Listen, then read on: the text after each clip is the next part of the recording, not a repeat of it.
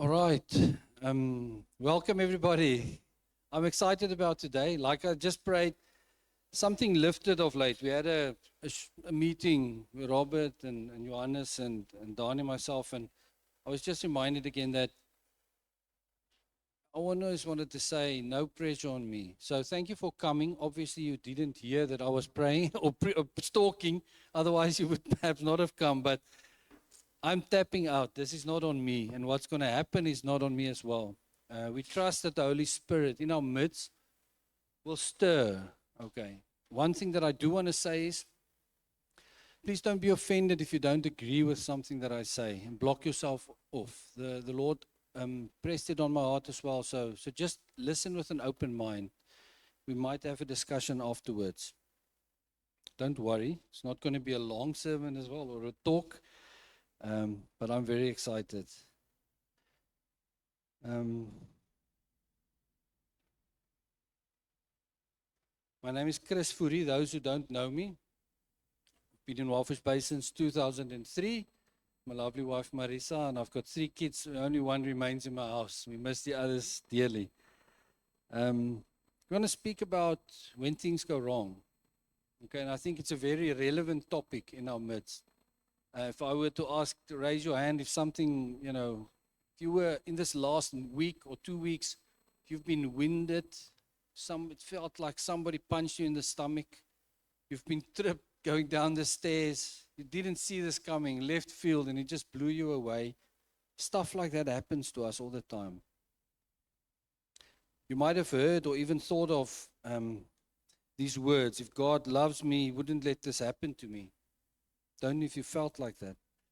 And the reality is, when things go wrong, faith is questioned. And the truth is that suffering doesn't destroy our faith, it exposes it. I want to take a step back and just say, stuff that happens to us, sometimes we give the enemy a legal right. Okay?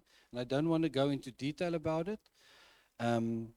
But just as a quick matter of reference, the lines of attack that the enemy uses, and we teach this in FIC as well, is sin, bloodline, or your own sin, trauma, inner vows, curses or bloodline curses, and soul ties that might still remain. So just take note of it. So everything that happens to us isn't God pruning us or allowing it necessarily. He is allowing it. He's sovereign over all.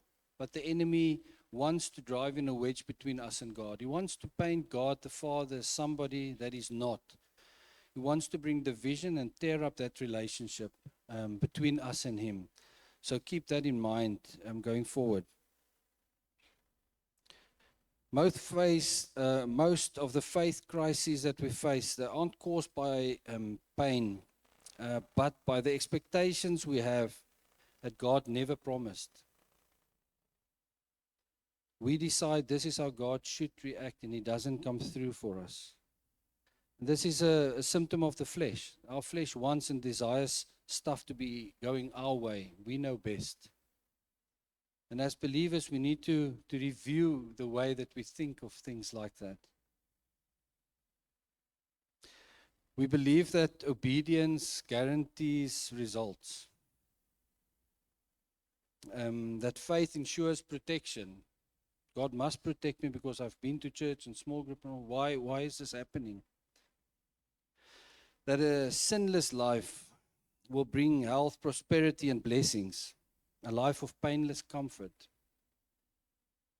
That's not the truth. That's not reality, as we all know. When Jesus walked the earth, there was the same mindset and mentality. If I may remember us about the 2 incidents. The one where the blind man was brought to Him and said, who sinned? Was it him or his father, his parents, that he's now blind?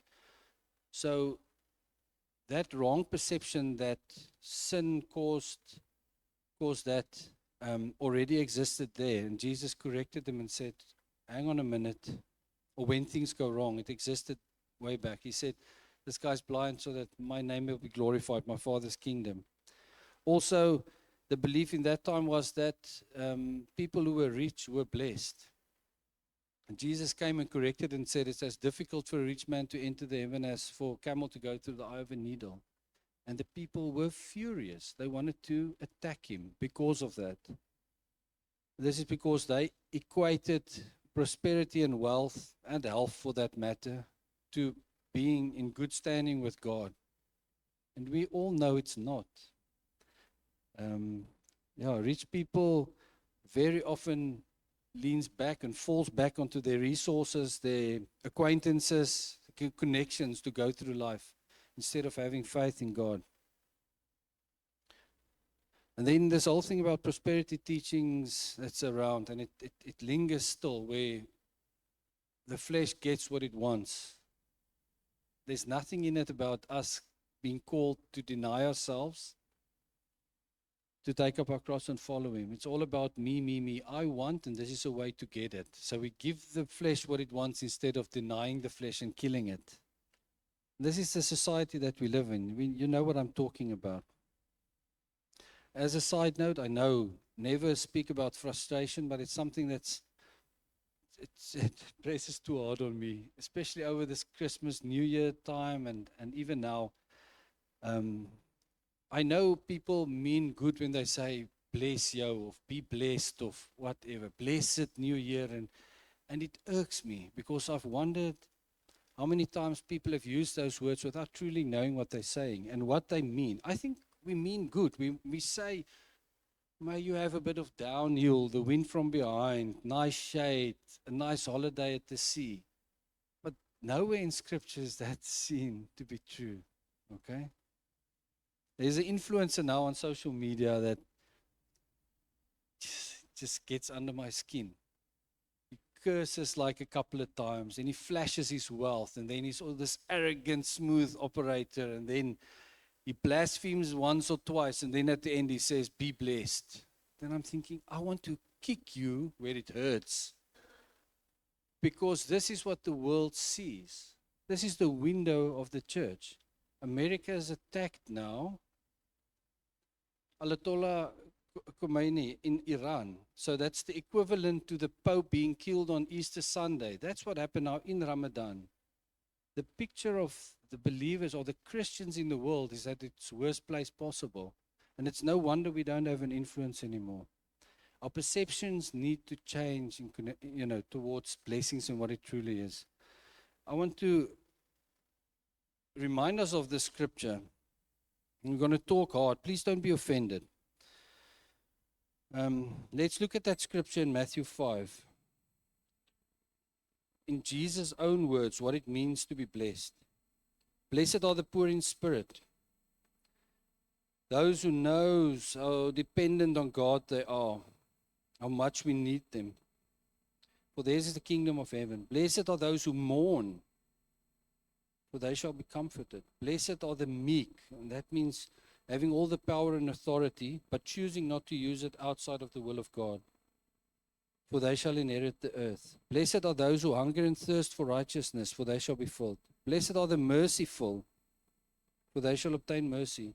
The merciful, obviously they've been wrong because they're giving mercy. It's not nice times, people. Blessed are the pure in heart, for they shall see God. They who make the right calls and often get backlash because of that. Blessed are the peacemakers, for they shall be called sons of God.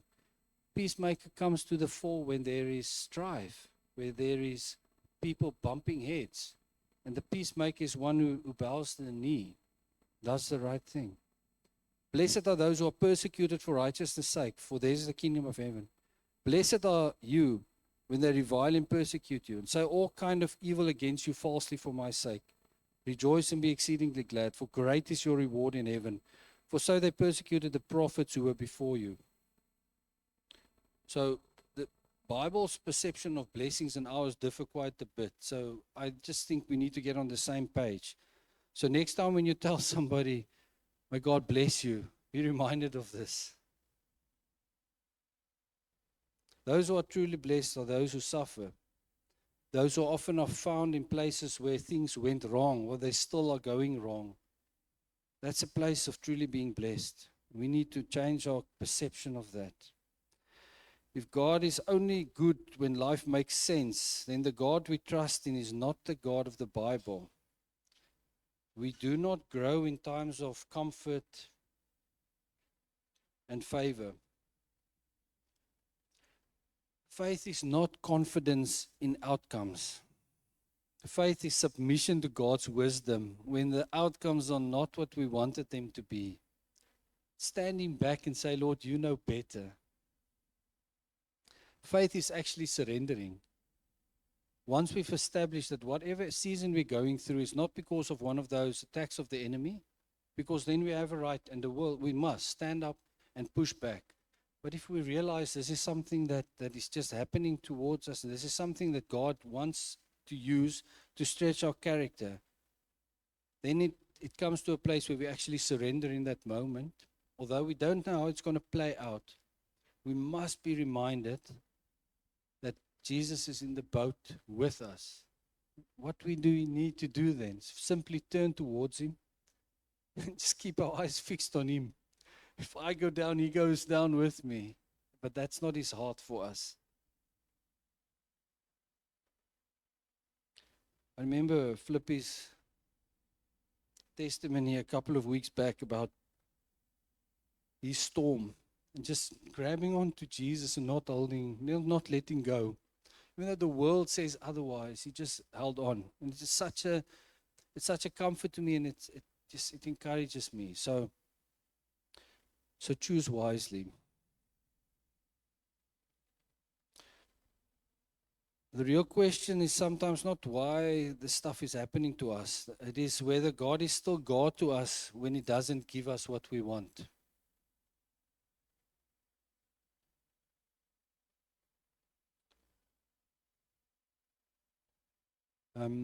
For many of us, the suffering doesn't remove our faith. Think for a moment of the disciples and what they went through after Jesus, went to heaven.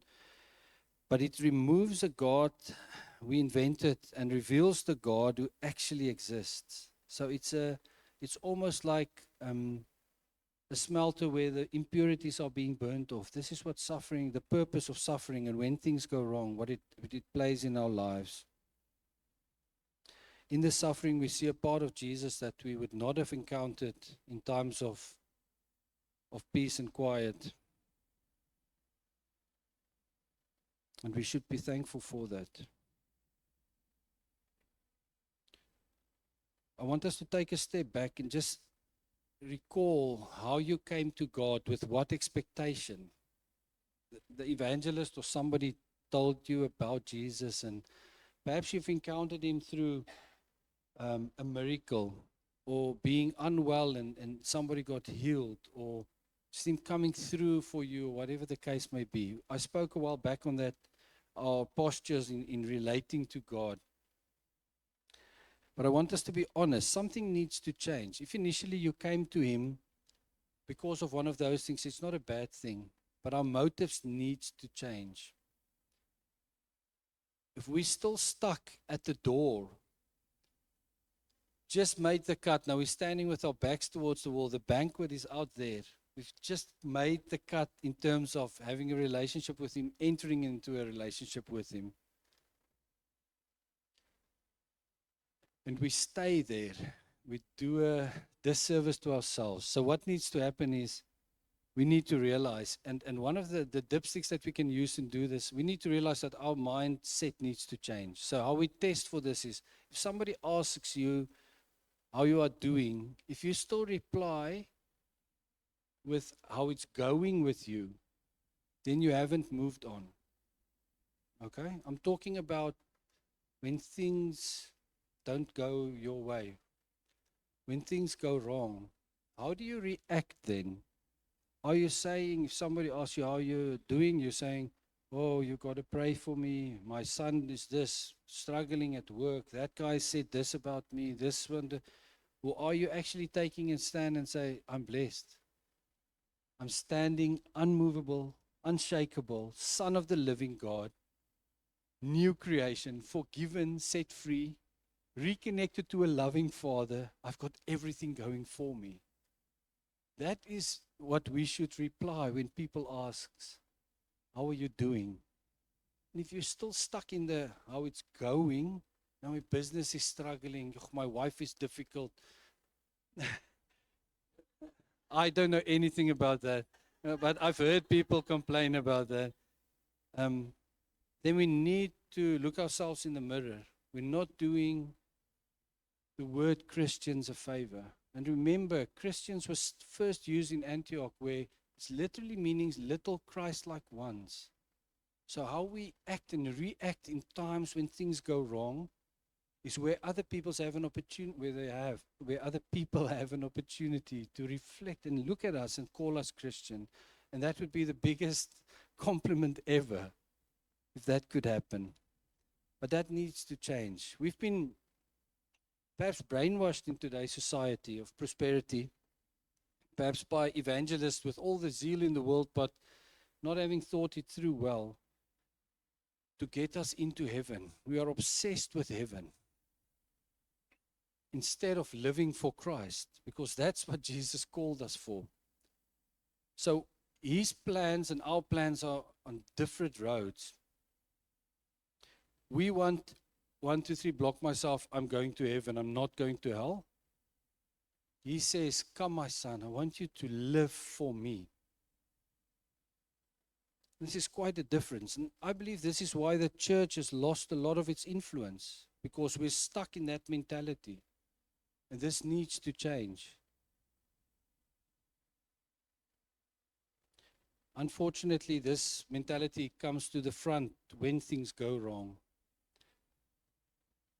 And it is very good to go through difficult places, perhaps to be saved, to make sure what the intentions of our heart is, where we are standing with God, our Father.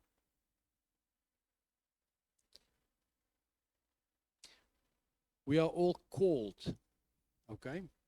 And what are we called for? Dani, I went to a service a couple of weeks back in Swakopmund. Dani Kotsa, I think is his surname, but in any case. He said we are all called, and everybody's forever asking, what is my calling? What is my calling? And he said it so beautifully. He said, our calling is to represent God's kingdom accurately. It just blew my mind. It's so beautiful. Because that is true for every single one of us sitting here. Okay? That means you need to play your part. This is a calling on your life. And we need to reflect or represent his kingdom accurately. Seek first the kingdom of God. We sang it this morning. Natasha didn't know what I was going to say. Seek first the kingdom of God and his righteousness, and all other things will be added onto you. How to react when things go wrong will be added onto you. If our focus is not inward, self, but outward, his kingdom. Worries will dissipate. It will disappear if our focus are kingdom-minded and we truly know how he sees us as a loving Father that he is.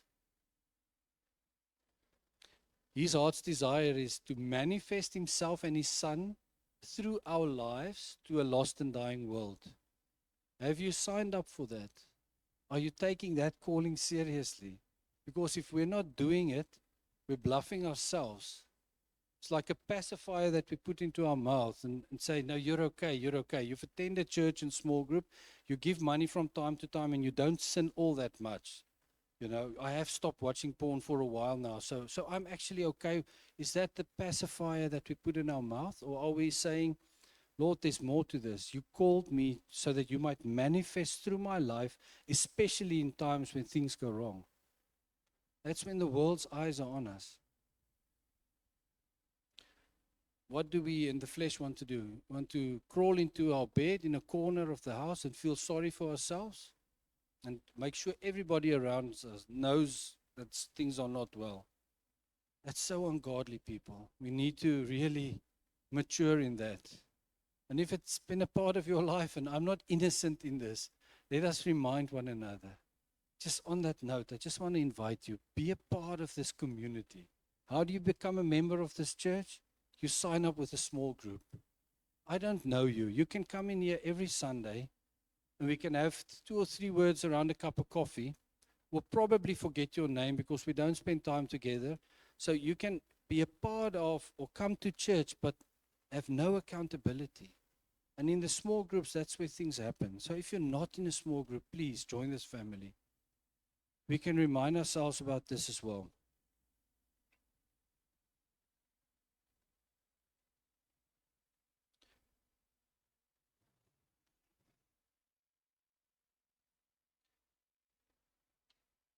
He wants us, and his desire is for us to become Christ-like in our characters. You might think I'm like a record player that got stuck in this, but I'll, till the day that I die, continue to speak of this. This is his heart's desire, that we will reflect in our character Jesus Christ. To be conformed to the image of his Son. That is his heart's desire for us. We know that he prunes those who bears fruit. So don't be all gloomy when things go, skew, sideways. It's often necessary. If life takes an unexpected turn, don't assume he's angry at you or punishing you now for something that you did. We're way past that. Jesus Christ took our sins on the cross. There's no more enmity between us and God. He's a loving Father that wants to nurture us, nurse us into the place where he called us to be.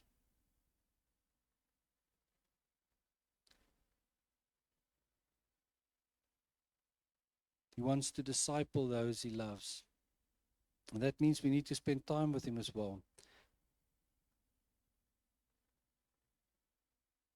Jesus Christ said to the rich young ruler, simple couple of words. He invited him and said, follow me.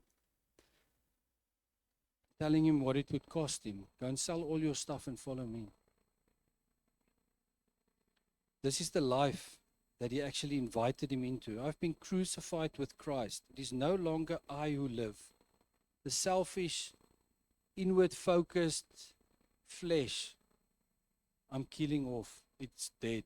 It's dead. It's left behind in the baptism, in the water. I'm a new creation. It's no longer I who live, but Christ lives in me. He manifested through me. And the life which I now live in the flesh, I live by faith in the Son of God, who loved me and gave himself for me. Perhaps you've never heard this invitation. Perhaps you're coming here because you feel it's the right thing to do. But just for a moment, see yourself in that place where being the rich young ruler and God, through his Son Jesus, sending out his arm and saying, follow me. The invitation stands. What is your response to this? Perhaps you started off running. Perhaps you've run cold. Perhaps life got in the way. Perhaps a beautiful newborn got in the way. Or a new dog. Or a new business opportunity. Or whatever the case. And you lost a bit of the fire that was there before. Realign ourselves now with his Spirit. Truthfully answer Jesus when he tells you, will you follow me? Knowing that it will cost you everything. We are not called for a life of prosperity. It's not going to be easy. In fact, it's going to be the most difficult thing that you're going to do. And it's going to cost you everything. I don't want to sugarcoat it. But this is worth it. It's so worth it.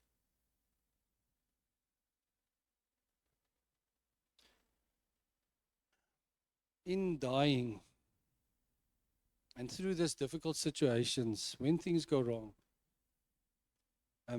is when we find ourselves in his presence. You cannot say that you know yourself. And I know that's a silly thing to say. It sounds silly perhaps.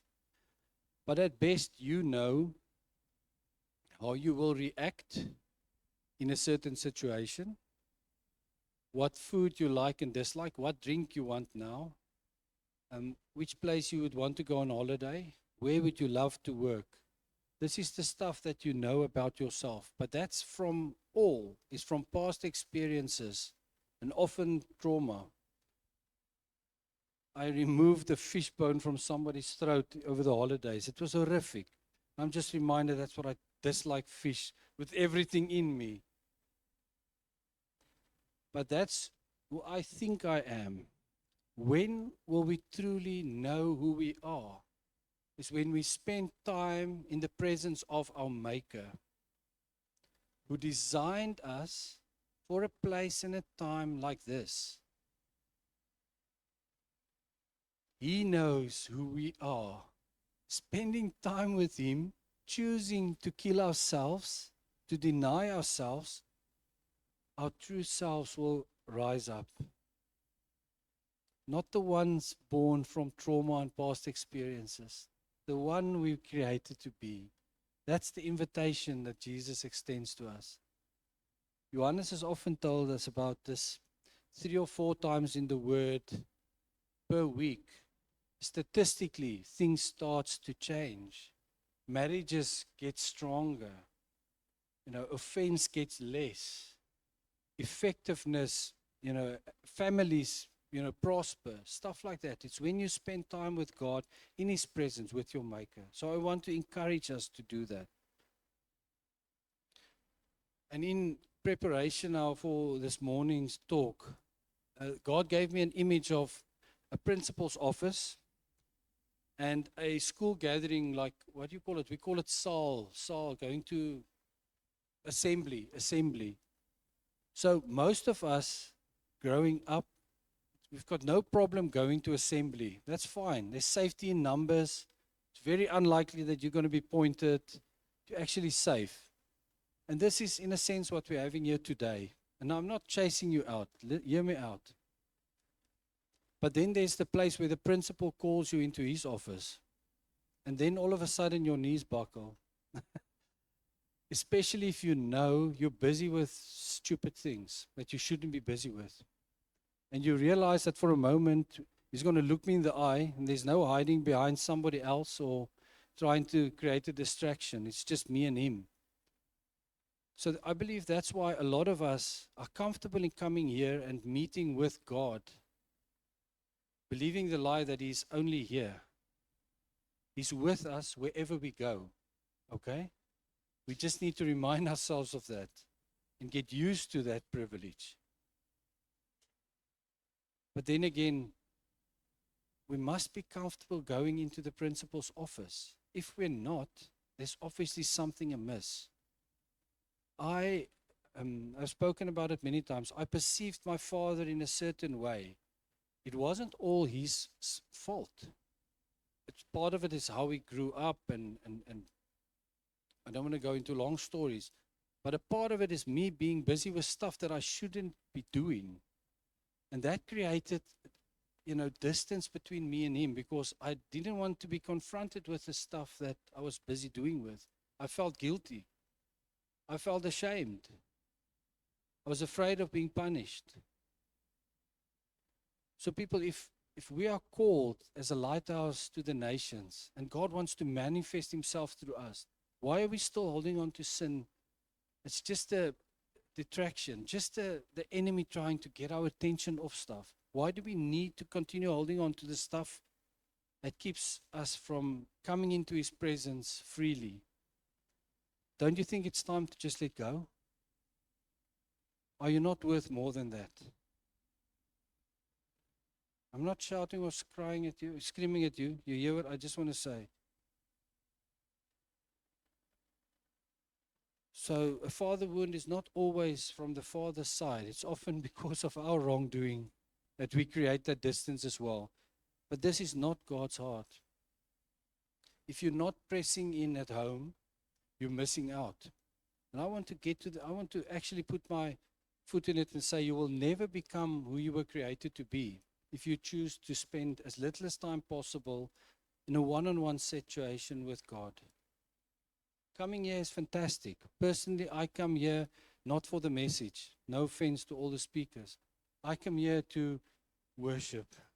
I love worshiping the Lord. And this, right from the start when I got here, we don't have fancy monitors and amazing instruments and what have you. The guys are great, don't get me wrong, and they're passionate about it, but the heart is true worship, seeking God in His face. And that's my Sunday. That's what I don't want to miss.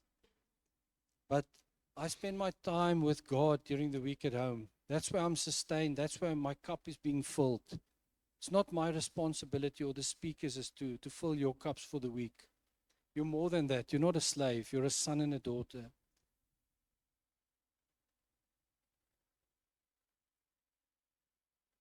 Sometimes we don't want to come into His presence, like I said now, because we don't understand who He sees us. And these are two scriptures that stands out for me. Just different translations. It's the same scripture. Christ proved God's passionate love for us by dying in our place while we were still lost and ungodly. When we were not worthy, we were undeserving. God put his love on the line for us by offering his son in sacrificial death while we were of no use whatsoever to him. That's how he feels about you. So if we understand that, I think it will be easier to want to run to him, to make it a priority in our lives. And in order to do that, you'll need to shift things around. You'll have to get up earlier, stay awake later, get some stuff off your table so that there is enough time. Spending time with him will become our desire and our greatest joy. It wouldn't take effort, but it will become a priority for us. If you feel unworthy, that's another thing that the Lord showed me, why people do not want to spend time with him. If you struggle with rejection, it's also one of the things that keeps us from there. If that rejection wound has not been healed, especially from a father's side, it's difficult for us to press in. So just as a side note, don't let it be. Don't let it linger and steal from you any longer. If you have guilt and shame, stop it. Stop it. Stop what you're doing that creates sin and shame. Well, guilt and shame. See it for what it is. God doesn't want to be our holy vending machine to get us through life and into heaven. That's not what he signed up for. His desire is for us to do life with him. Okay? To delight in him as a perfect, loving Father, and to allow him to manifest his Son through our lives. His heart is for a relationship with us, nothing less. If our focus is on getting into heaven, and we miss this relationship part, the getting into heaven was never from his side that important. He always called us for a relationship. Heaven is a benefit, but don't even ponder on it. Focus on your relationship.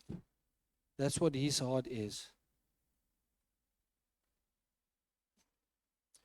In this week, I saw a picture again of two groups of people. And the one is people say, I believe in God. There were plenty, many. And the next slide was people obeying God. And there was only 2 or 3. There's a big difference between know of him and to truly know him.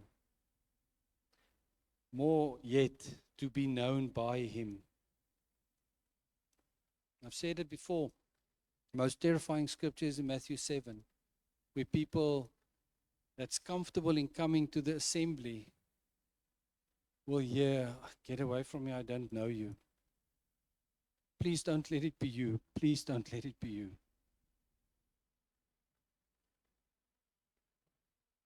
How do we remain committed, connected, especially when things go wrong? How do we stay connected to God and his kingdom above all? And true to form, I must do a video of Heinrich now following this about our corporate fast and prayer in Shofar family. And I prepared it all, and then I saw, but wonder by wonder, a tongue in the cheek, it's also on God's heart for us to walk in the fear of the Lord, for that to be not only renewed, restored, to be taught among ourselves, to make sure that we have this as our safe anchorage. The Lord showed me a yacht in the middle of a stormy seas, and somebody's got to get out and put the sails down or fasten the ropes. But how do you know? It's almost like an anxiety. This guy's going to be washed off the deck now. And that's what's happening all around us. People fall away, the great falling away that the Bible speaks of. And it's not only unbelievers, it's people who knew the Lord, who knows the Lord, that falls away. And I was asking the Lord, Lord, what makes me any better? How will I not fall away? I never want to leave you. But I see it next to me. People fall away. They turn their backs on you. And the Lord just showed me, reminded me again on the fear of the Lord. And I want to encourage you to choose this. Make this your creed, your choice, your mantra. Call it what you want. If you've received the paper, just turn to it quickly. I just want to read through it for us, and then we're done. This is something, and I deliberately, I felt the Lord pointed it out and said we must print it out for a copy for everybody. Is there somebody who does not have a copy that needs one? Everybody covered. There's two more. Is there some more papers left? Sorry. Is there some extra papers? Yeah, people in the front. Or just take a picture of it, perhaps. This is one of the better descriptions I've read about the fear of the Lord and it's from John Bevere. He's got many books on this. To be afraid to be away from Him. It's not being afraid of God. It's being afraid to be away from Him. A deep, holy, and reverential awe that draws believers closer to Him. Profound and binding respect in reverence for God and all things He declares holy.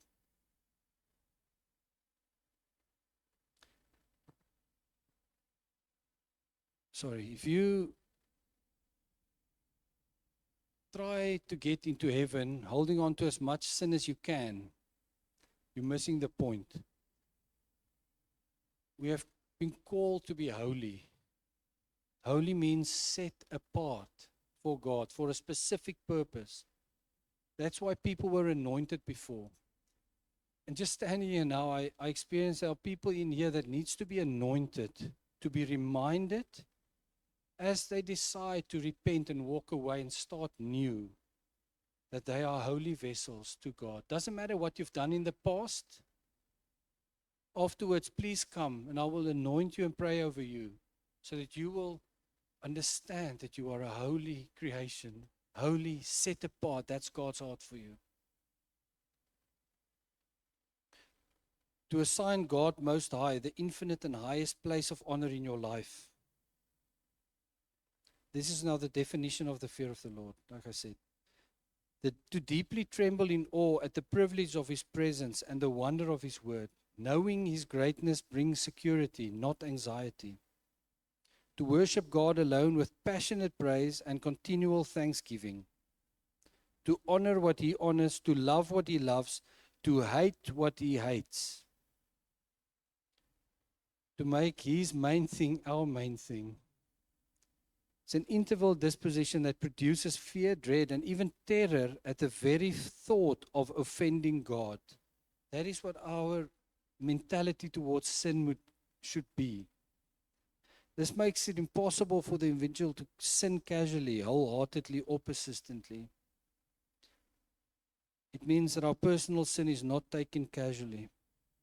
It is a submitting of our will to embrace His will fully, denying ourselves. Or respect and love towards God that refuses to compromise. And obedience is the outward evidence of the fear of the Lord. And there's a couple of forms. Immediate obedience, doing what God asks without delay. Obedience without understanding, obeying even when it doesn't make sense to human reasoning.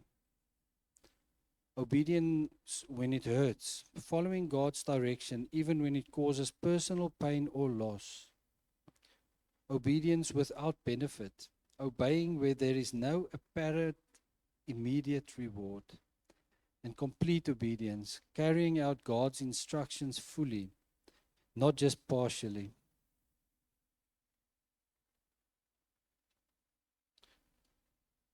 Natasha, can you come to the front, please? In Luke, it paints a picture where Peter denied Christ. We know the story. But in Luke it says they met eyes. Jesus, when the rooster crowed, Jesus and Peter's eyes met over the yard where they were standing. And Peter knew at that moment, this has become true. He turned his back on his Lord. But then there was a time, and he wept bitterly.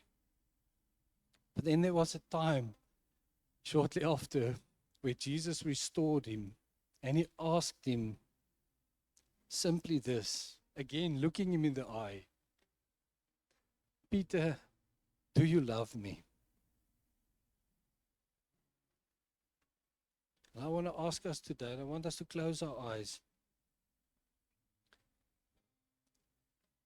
See yourself as a son and a daughter in his presence now, not a slave. Your past has been dealt with. That doesn't give you a badge. The only badge that you wear now is son and daughter of the Most High because of Jesus Christ. And see Jesus sitting in front of you, standing in front of you. And he's asking you, do you love me? That's all. And I want you to respond. You're in the principal's office now. There's no hiding. There's no talking around it. He knows what's going on in your life. He knows the priority that you give him. You know sometimes that you're comfortable in wearing this badge of Christian. You're not fully committed to denying yourself and allowing him to manifest himself through us to a lost and dying world. That's too uncomfortable. Do you love me?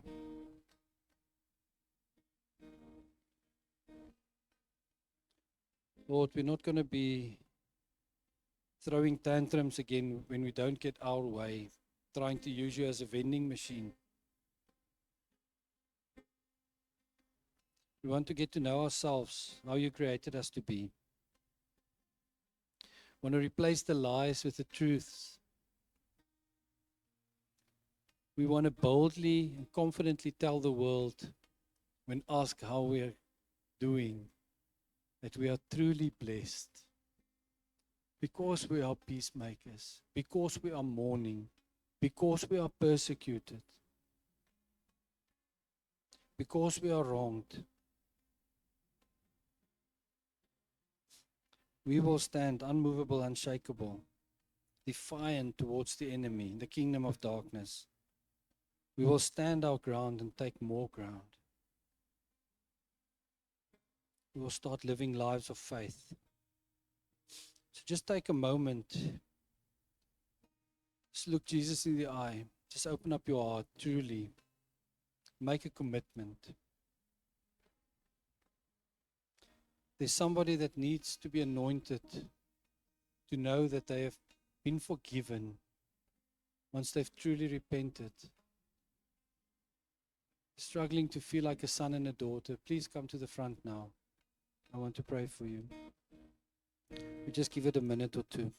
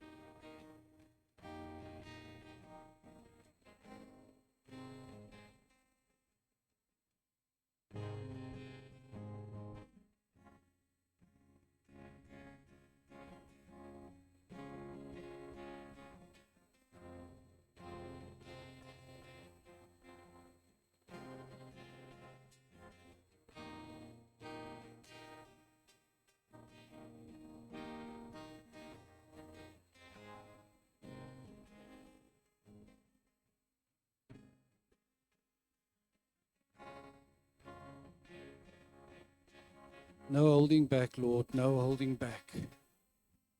My life is yours. I rejoice in the freedom of being a son in your kingdom. I willingly lay down my life my wishes, my wants, Lord. Please manifest yourself through me.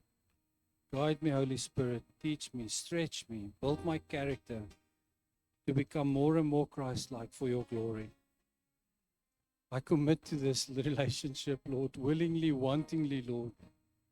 My heart overflowing with joy and gratitude, Lord, for you choosing me and appointing us to bear fruit. We do not deserve this, Lord. We turned our backs on you like Peter did once, Lord. So grateful for a chance of restoration in your midst. Thank you that today is the first day, the rest of our lives, Lord. We choose to turn away, to turn back to you, to commit to your kingdom fully, to get to know ourselves in your presence. May your name be glorified through our lives, Lord. May we represent your kingdom accurately by your grace and through your Spirit. Amen.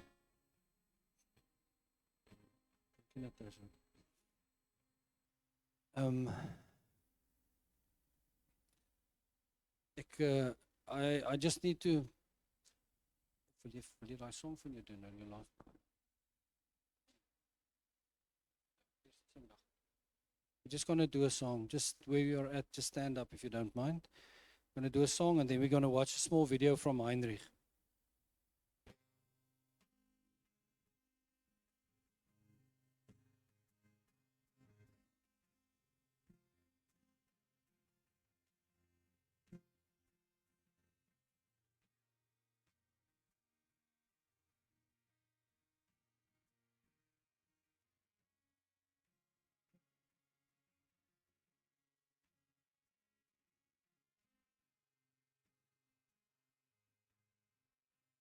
I'm left standing in the dark,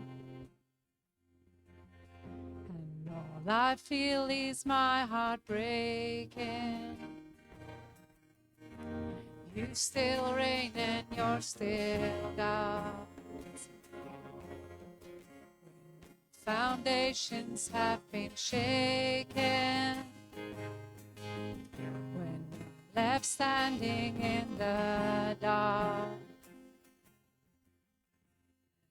I feel is my heart breaking. You still reign and you're still God.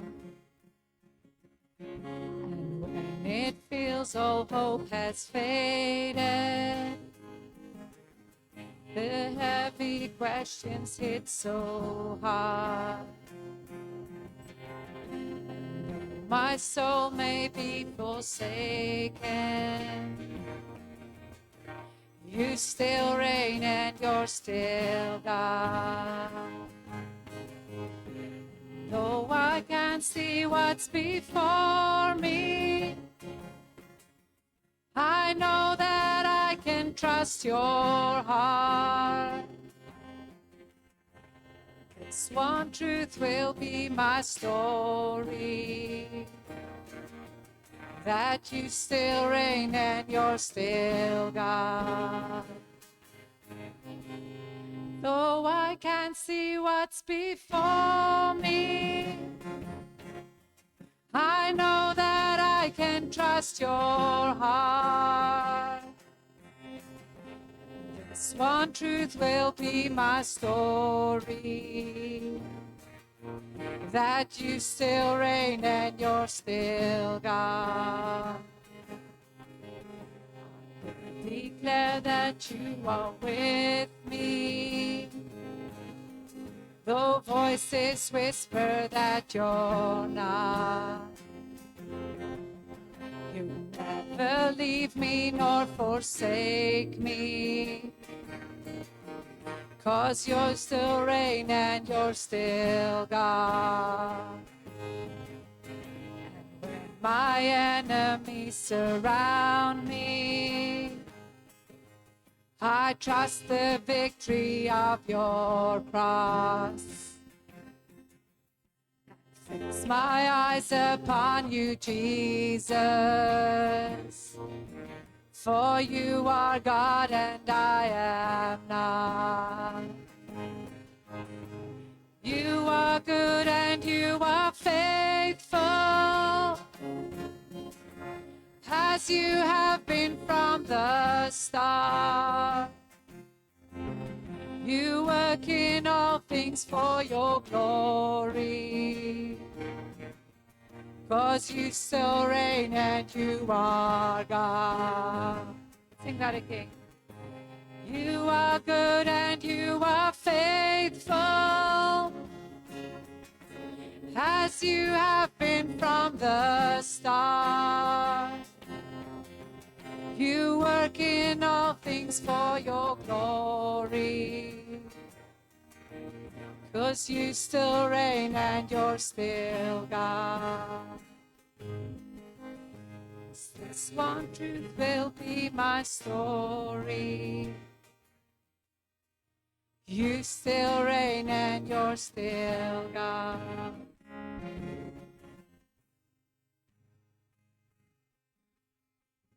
Thank you, thank you. Thank you, Jesus. Thank you. Holy Spirit, please continue to speak through us in this week. May the fear of the Lord be a revelation unto our lives, Lord. May it truly be our creed, Lord. Thank you that we can know that this is your heart. Amen. Right, I just want to ask you to sit. We're almost done, but there's a video that we're going to play now.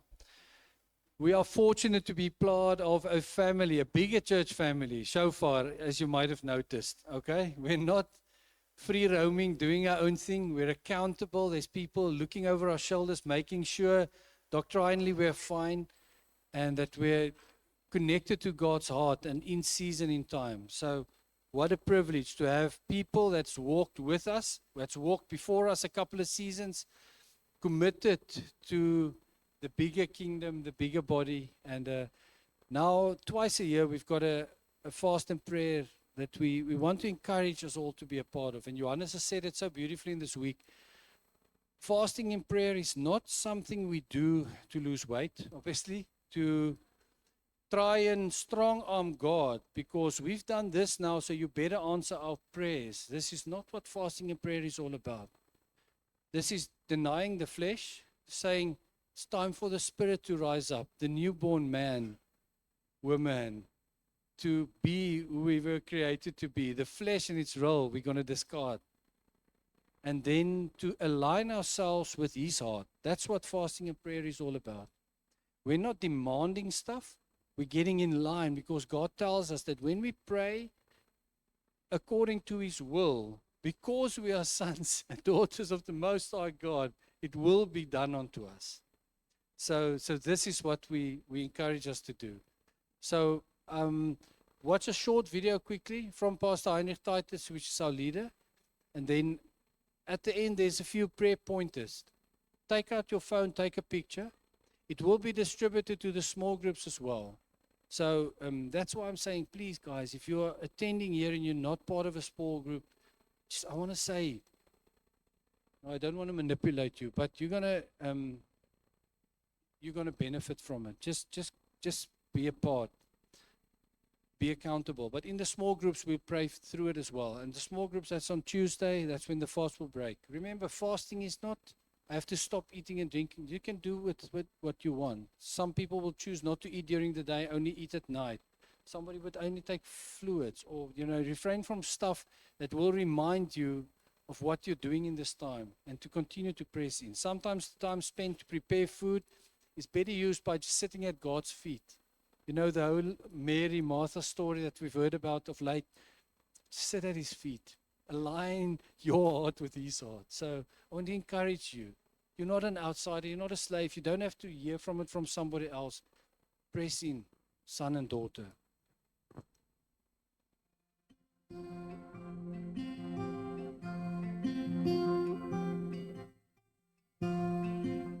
Hi, show family. As most of you guys are aware, twice a year, we have the opportunity as a global family to come together in prayer and in fasting, just in seeking the Lord's face together. This year is also a very special year in that it is Convergence Year again.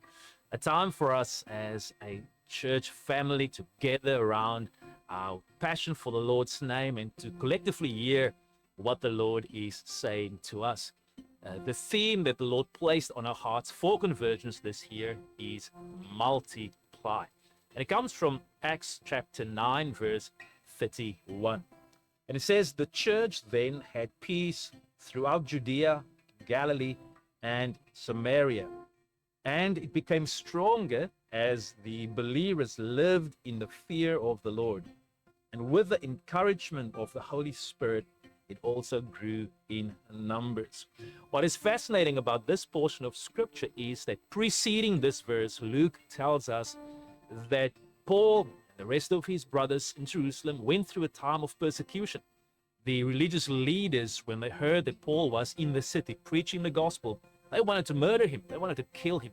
So there was intense persecution, not just upon Paul, but upon the early church during this time. And yet, the Bible says that the church had peace throughout Judea, throughout Galilee, and throughout Samaria. And so that is one of the first things I would love for us to pray into as we gather. And that is that we will all experience the Prince of Peace in our midst, being exalted, reigning and ruling, and allowing his peace to flow into us, through us, and into the community around us. The Apostle Paul picks up on this in 1 Timothy chapter 2. And he says, verse 1, I urge you first of all to pray for all people. Ask God to help them, intercede on their behalf, and give thanks for them. Pray this way for kings and all who are in authority, so that we can live peaceful and quiet lives marked by godliness and dignity.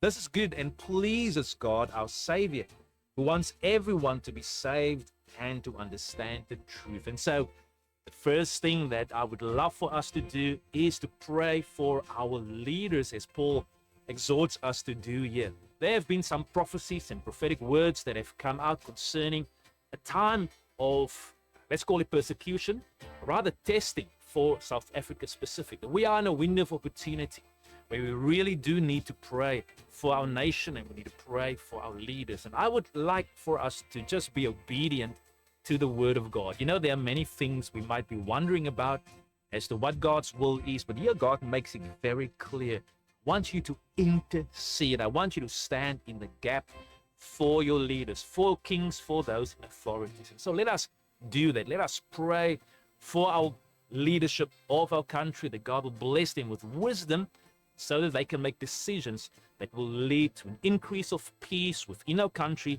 so that the gospel can be preached without hindrance. So we're going to pray for external peace, but then we are also going to focus what Paul mentions here in verse 8. And he says, in every place of worship, I want men to pray with holy hands lifted up to God, free from anger and controversy.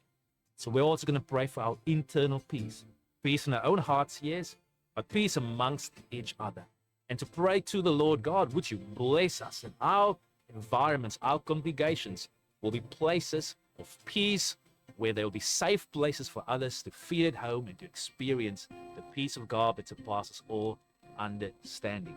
Secondly, I would love for us to pray into what Luke describes as the fear of the Lord. He says that the church grew strong as the believers lived in the fear of the Lord.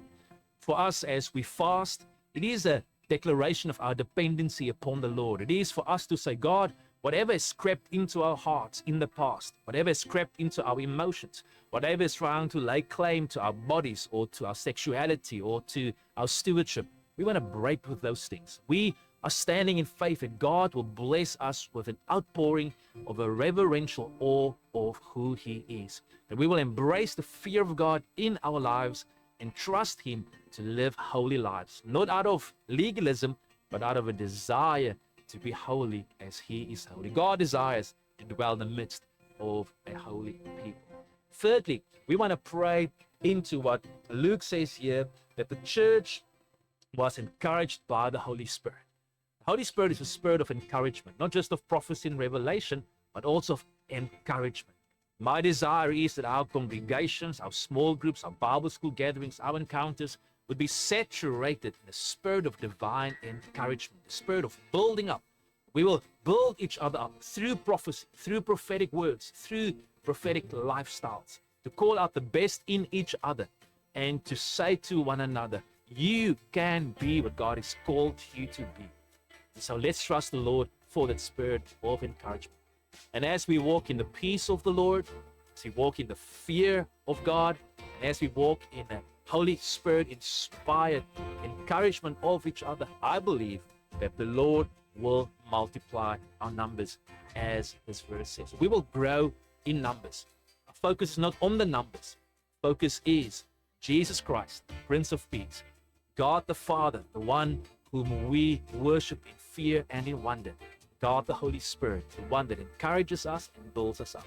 And if we focus on those things, I've got no doubt that we are going to see a tremendous season of multiplication right throughout our church family. Thank you for praying with us. Thank you for fasting with us. God bless you. Thank you for being part of this beautiful part of the body of Christ. Let me pray for us. Father, thank you that you are with us and you are for us. Every heart that is lifted up before you in prayer and every congregation lifted up before you, I pray for a fresh touch of your Spirit. Saturate us with your peace. Baptize us in your fear. Pour out your spirit of encouragement upon us. Send the lost so we can also help them to fall more in love with you. In Jesus' name, amen. God bless you. Much love. Bye-bye.